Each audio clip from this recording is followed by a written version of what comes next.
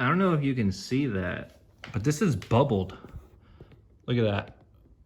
That's from the Florida heat that's just sitting in my truck. In today's video, I want to show you guys everything that I had in my tackle box, my car. I grabbed everything and anything I could find fishing related that was just laying around, and we're going to organize it today. So I hope you guys enjoy the time lapse. Once I put everything together, I'll show you guys what I have since I do live in Florida. Most of it is for the Florida bass. And yeah, so I hope you guys enjoy.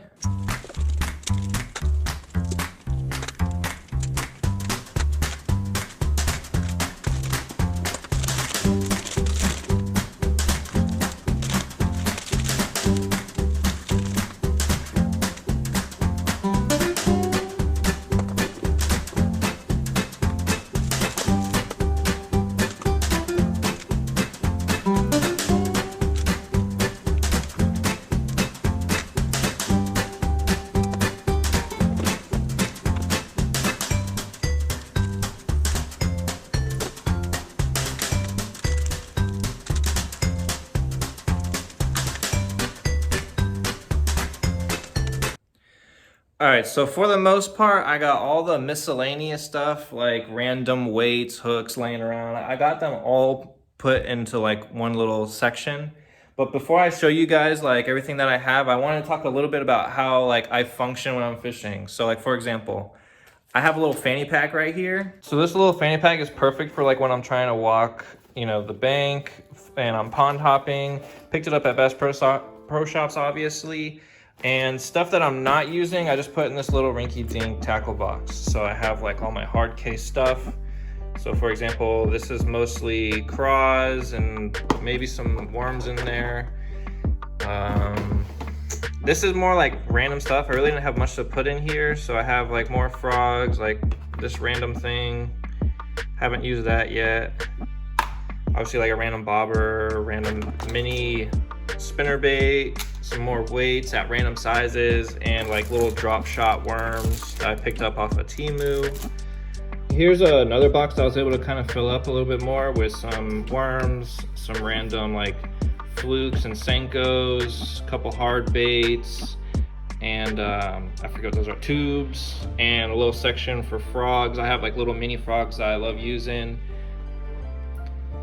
Now with this box, I tried to do mostly terminal tackle, so like weights, hooks, stuff like that, but I did have these extra spaces for like swim baits and popper, more topwater baits. Now I know what you guys are thinking, bruh, you still have stuff left out. I wanted to show you guys real quick. So everything I have in the hard boxes and they're in the tackle box right now, that's all my secondary stuff. My primary stuff was what like I fish with almost every day. I pretty much just keep in the bags because they're already labeled. They tell me what they are, the sizes, stuff like that. And I can just throw them right into the fanny pack, just right in the front pouch. They fit perfectly. Like, why make it a whole extra step when I can just keep them in the bags, right? And another thing I wanted to show you guys was I actually carry like a little baggie of random stuff. So like sometimes, like you can cut a Senko in half if it's like torn up a little bit and you can still use that second half. Well, if I'm not completely through that bait yet, I'll recycle it in here because I'm not gonna be like that douchebag that throws it into the like grass or in the water and just leave it, right? Like you don't wanna trash the environment, that's bad. Another thing I wanted to show you guys, these little swim baits. Sometimes if you can mix the colors, the dye in like one bait will transfer to the lighter colored plastic. So like, for example, this worm used to be a light green, right? Like I don't know, like a watermelon or something. And now it's like a dark purple because I left it with like a purple swim bait. The same thing happened with this fluke. And I just, obviously again, you can see like this is what the actual color is supposed to be. This clear 6 cents freaking tiny little thing.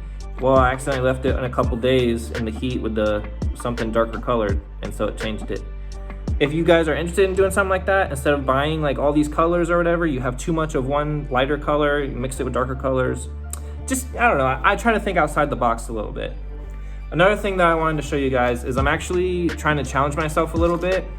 So most of the waters that I fish, like they are covered in vegetation, right? And bass are like an ambush predator. So they'll be up in covers. So fishing things like with like treble hooks that like get caught in lily pads or you have to bring things through like weeds that get caught with big hooks sticking out. I don't typically fish with those, but I'm gonna try and do it. I'm gonna see how it works. I know there's different types of waters out there. There are some ponds that have, you know, they don't have a whole lot of vegetation and stuff like that, but I'm gonna try and test it out. Now, other than just showing you guys like what I have, how I operate when I'm fishing, I did this for myself a little bit. I'm gonna write down a list and get maybe more hooks, Senkos. I noticed that I was low on some stuff. And comment down below if you have something of yours that works really well when you're fishing in Florida and you didn't see it here. Because I know in the grand scheme of things compared to other guys, like this isn't a whole lot of tackle. But thanks for watching. We're gonna do a little video series on trying to catch a snakehead in my backyard pond. Don't know how it got there because it's like a man-made pond, so someone had to have thrown it in there. Maybe we'll do like a catch, clean, cook. I don't know. Anyways, see y'all. Peace.